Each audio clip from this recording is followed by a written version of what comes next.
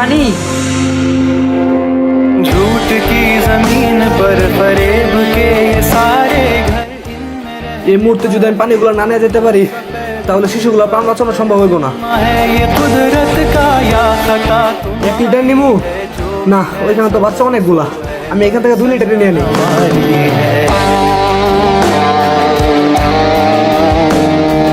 ভাই আমার এই পানিটা খুব প্রয়োজন, ওইদিকে শত শত বাচ্চা বিপদে আছে, আমার খুব তাড়াতাড়ি যাইতে হইব।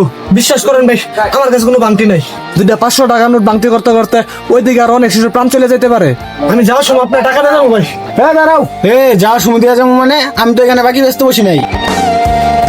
ভাই বিশ্বাস করেন, আমি আপনার 40 টাকা কোথাও যাবো না ভাই, মাত্র 40 টাকাই তো ভাই। আমি যাওয়ার সময় দিক দিয়ে আপনার টাকা দিয়ে যাবো ভাই।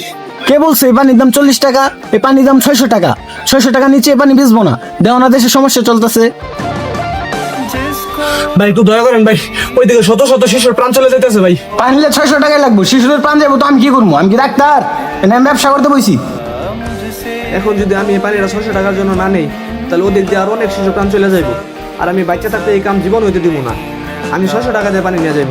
जिसको जो भी मिलता है बेसब्र হায় রে মানুষ, কিভাবে টাকার কাছে বিক্রি হয়ে যায়, একটা বড় চিন্তা করে দেখলো না যে ওই বাচ্চাগুলোর সাথে কি হইব।